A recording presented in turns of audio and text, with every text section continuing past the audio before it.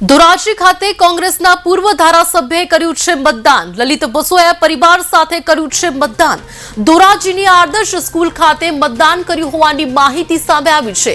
લલિત વસોયાએ લોકોને મતદાન કરવા માટે ખાસ અપીલ પણ કરી છે।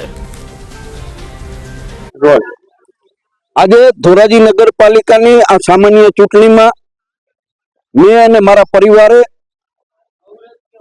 અમારા બૂથ ઉપર સાથે મતદાન કર્યું છે। 101 વર્ષના મારા માતુશ્રી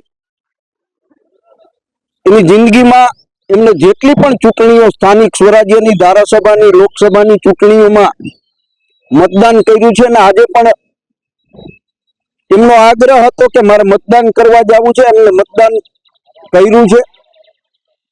ધોરાજી ના મતદારો ઉપર મને સંપૂર્ણ ભરોસો છે। 2017 થી 2022 સુધી કોંગ્રેસની નગરપાલિકાએ ધોરાજીની અંદર જે વિકાસના કામો કર્યા છે એના આધાર ઉપર હું દાવા સાથે કહી શકું છું કે આ વખતે ધોરાજીની 36 બેઠકો ઉપર કોંગ્રેસ પાર્ટીના ઉમેદવારો જીતવાના છે।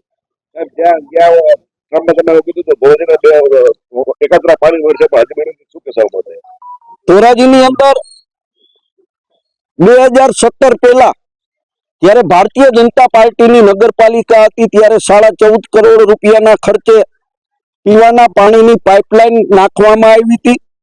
નગરપાલિકાએ સ્થાનિક ધારાસભ્ય તરીકે એમની વિજિલન્સ તપાસ કરવાની પણ અમે માગણીઓ કરી છે, પરંતુ ભારતીય જનતા પાર્ટીના જે કોન્ટ્રાક્ટરો હતા અને એને જે ભ્રષ્ટાચાર આદર્યો હતો, સરકારે પણ એ બાબતની ગંભીરતાથી નોંધ લઈ 2017 ની અંદર ગુજરાતની અંદર ભારતીય જનતા પાર્ટીની સરકાર હોય, ધોરાજી નગરપાલિકા ભારતીય જનતા પાર્ટીની હોય, ત્યારે સરકારે અયોગ્ય શાસક ગણાવી ભ્રષ્ટાચાર ના આક્ષેપો સાથે ધોરાજી નગરપાલિકાને સુપરસીડ કરી હતી અને એના પાપે આજે ધોરાજી દર 4 દિવસે પાણી મળી રહ્યું છે।